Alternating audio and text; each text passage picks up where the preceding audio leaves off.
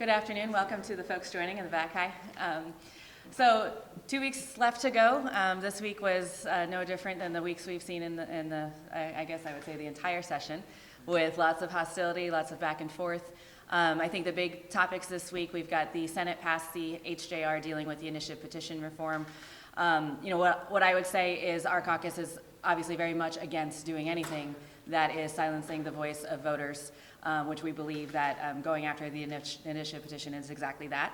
I will say the Senate version of the HJR there are some improvements. I would say the thing that I think I'm most pleased to see in there is adding the 5 years to make sure that the legislature can't go back on what the voters told us to do. We've seen most recently with Medicaid expansion when the voters overwhelmingly said we wanted this. The Republicans here said, oh, no, you don't get that, you don't know what you want, we're smarter than you, and tried to undo that. Thankfully, the courts overruled that, and we have Medicaid expansion today, and it's fully funded. That is a great example of needing that clause in there of preserving what the voters want us to do. So I was happy to see that change in there. Switching the threshold from 60% voter approval down to 57 is, of course, an improvement.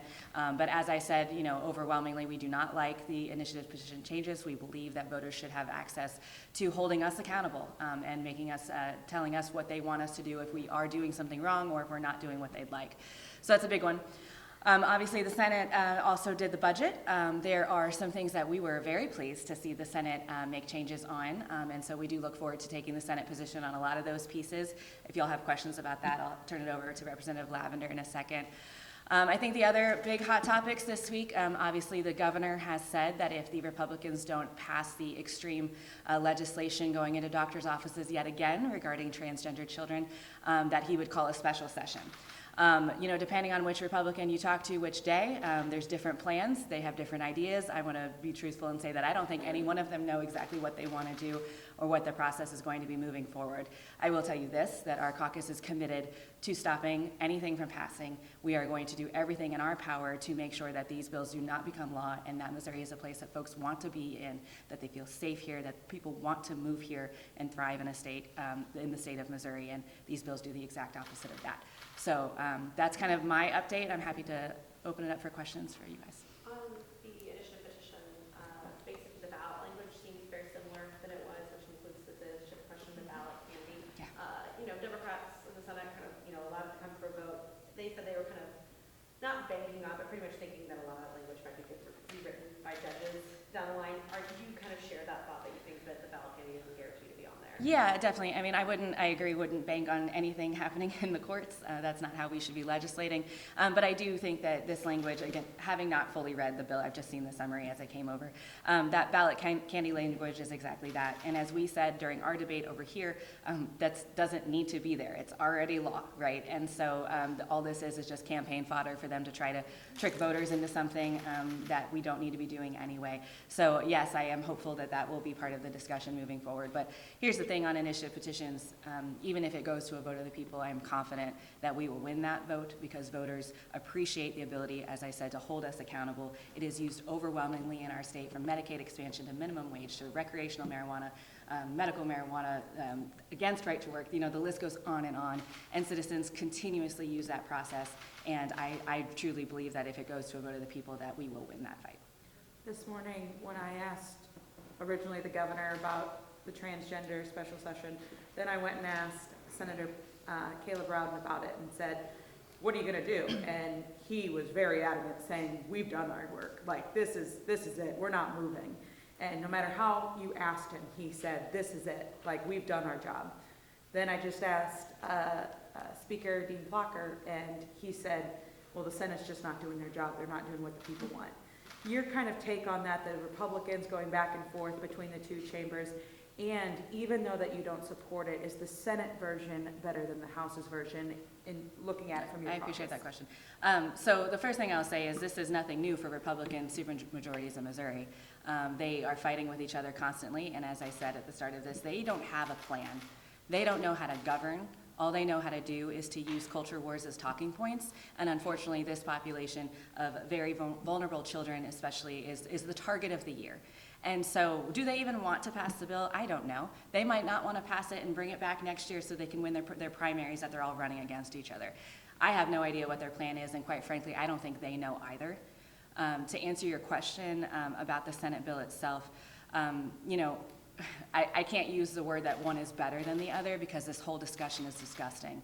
But I will tell you that the work that the Senate Democrats did in putting the grandfather clause in there and the sunset, I think is important. As we've been saying this whole time, this conversation around this medical health care is something that lawmakers in this building obviously have no idea about. They don't understand and they refuse to look to educate themselves on it. And so putting a sunset in there so that we can you know, not renew this and actually trust our medical providers to do their jobs. I'm at least grateful that the Senate Dems were able to get that part in. So how do you think the session went with the House doing the Senate bill? Yeah. You know, how will the session end is always, you know, nobody can say. What is the Senate going to do? What are they going to do? I can tell you I've had Republican leadership tell me, hey, if we don't pass anything, that's fine by me. So I really don't know what the next move is going to be. You know, as I've said to you all before, promises are being broken left and right in this building right now. I do know on the Senate side, it has been promised that there won't be any more hearings, meaning they would not take up the House version and we would have to take action over here. Does that promise hold? I don't know, because as I said, those promises are getting broken all the time. So I really wish I could give you an answer on what my expectation is for the next 2 weeks, but that's where, you know, our caucus comes in, that we've got to be ready for any possible outcome. Budget, a $4 billion difference between what the House and what the Senate ended up adding. Maybe a question for you, Representative Lavender, on budget issues. Thoughts, first impressions kind of on this budget that is back on your way that you will be conferencing over?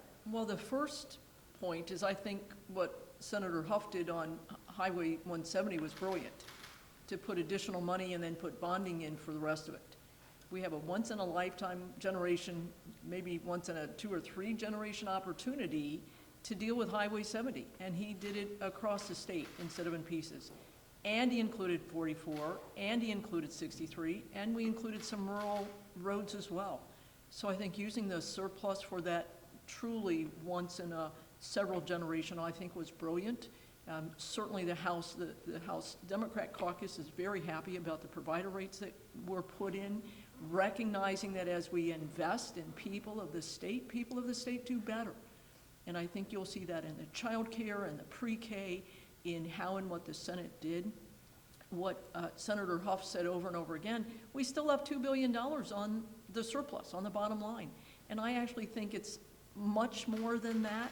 You know, at the end of April, we had $17 billion in the bank. And so we still have revenue coming in. Yes, revenue is down this month from where it was a month ago by 17%.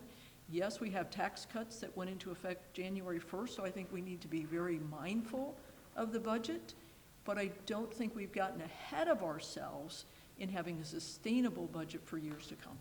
Something he mentioned was adding $7 million so that the state basically meets that 30% max that local schools were having to do in order to bring the base pay up to $38,000. He mentioned a lot of education spending items. You know, thoughts on kind of, it seems like a lot of investment in new education items, including once again, putting expanded pre-K solidly like within the line budget. We should invest more in education. We have students in here right now. We all know, we've harped for all year, we're the lowest teacher salaries in the nation. We are close to the lowest in what we pay for education. And so how do we expect the leaders of our future when we place such monetary limitations on education? And we've been doing that historically over the years. I did hear part of the debate in the Senate. Of course we want people to be aware of trade schools, but I also feel over the last 5 years we've been doing it at the sake of the universities and the higher ed. And so both of them should be being highlighted as opportunities for our students to be able to be involved in as they move their education forward.